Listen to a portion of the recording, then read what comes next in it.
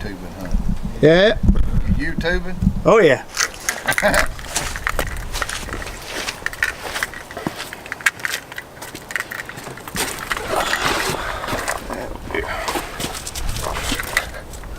Welcome back 10mm fans. This is our third video in the attempt to hand-cast lead bullets for Glock 20.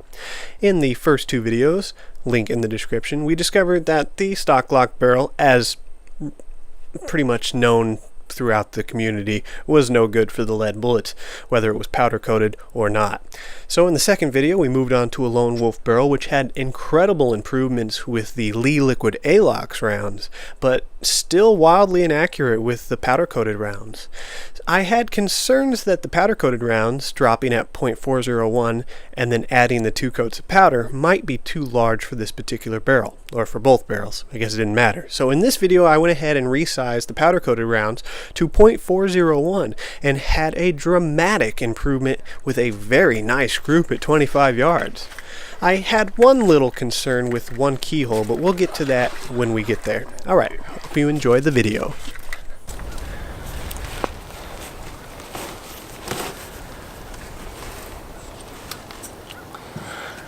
Alright, first 15 rounds will be the liquid Alox. Same rounds from the last video, that did pretty good. And I moved the sights over just a hair, so hopefully we can start getting some actual bullseyes. Yeah. I got you 2 shooting and 2 away. Yeah. Alright.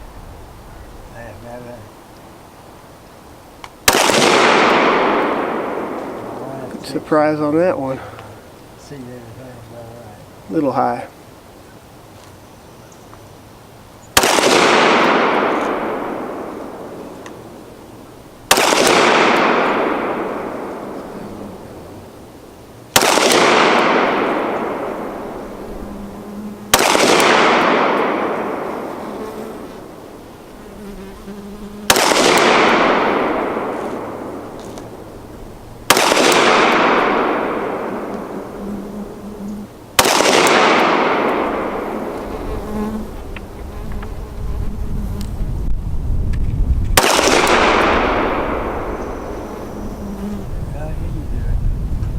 Alright, so my point of aim is the bottom pink square, and the group looks to be about the same as the last video, so this was mostly just for reference. Decent group at 25 yards, I like that. A little more concentration this time, so I think I was able to tighten it up. The group on average is about 7 inches if you exclude the flyer off to the right there, and even though the slight sight adjustment helped, I still need to go over a bit more. Now, let's move on to the powder coated rounds. We're going to go ahead and keep the same point of aim and the same sight adjustment for now.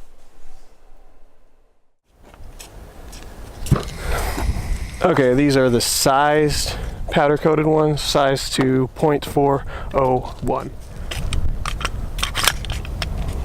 What's on it? No?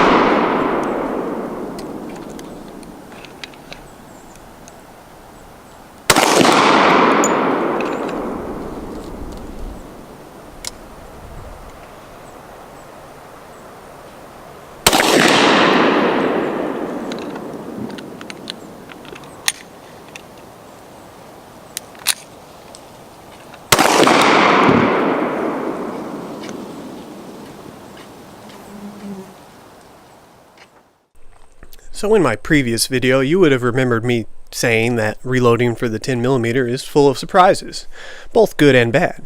See, in my experience up until now, reloading sub 10mm calibers has been relatively forgiving, allowing you to get accurate rounds even with imperfections in the bullet. Well, with the velocities and pressure of a 10mm, any imperfections are pretty much amplified on your target. Here I had one keyhole, but the majority of the group was incredibly accurate, in my opinion, even more accurate than the Lee liquid rounds.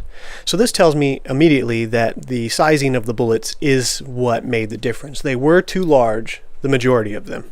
However, I did notice while sizing the bullets that a few of them went through the sizing die with no resistance, which immediately tells me that some of them were actually undersized. And this makes sense because I made several of these rounds over the course of 2 days, and dealing with a new mold, a new pot, new casting techniques, and trying to get my alloy right for this new batch of bullets, well, it makes sense. There's a lot of variables that can go wrong.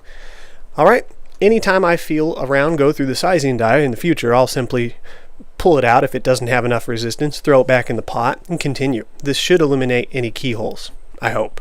Let's keep shooting. And here's a fun fact. As you become more accurate, plugging up your holes to use the same target becomes a lot easier.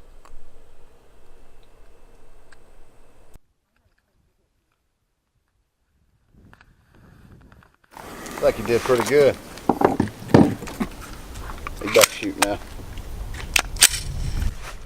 Okay, so after a few adjustments to the sights, after a couple more groups, I pretty much got the pistol shooting right where I wanted to. Still a little bit high.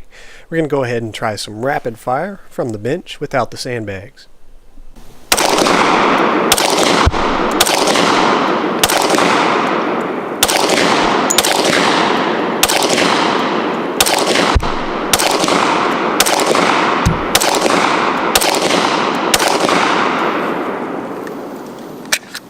Fail to feed. Speed shoot. Yeah.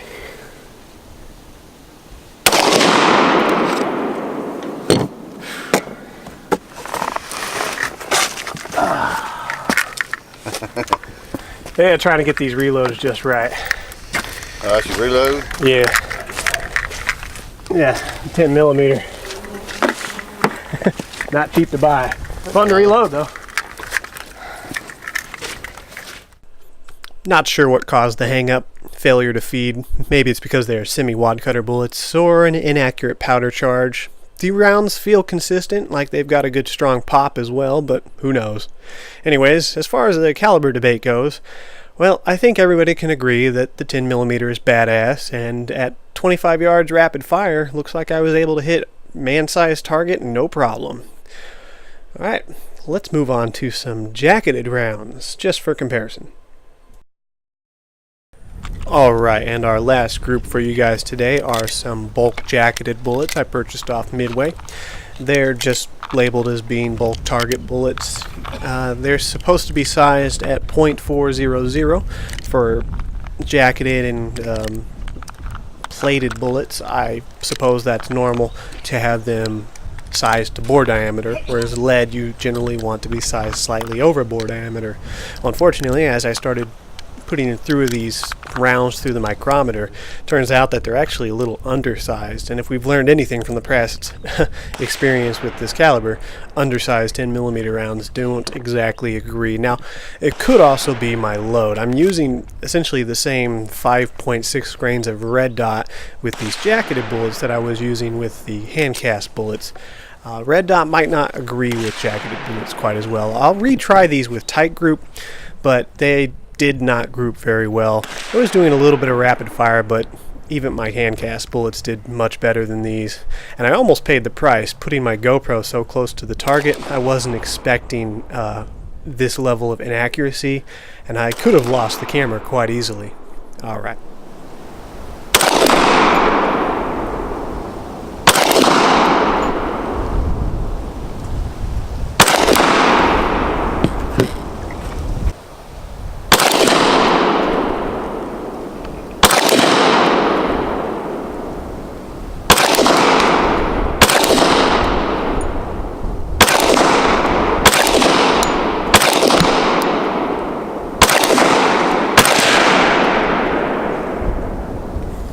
That one sounded different.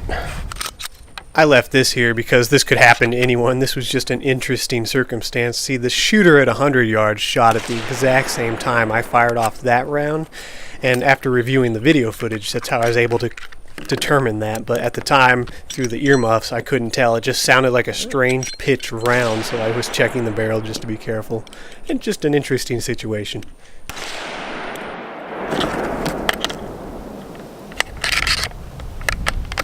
Well, come on.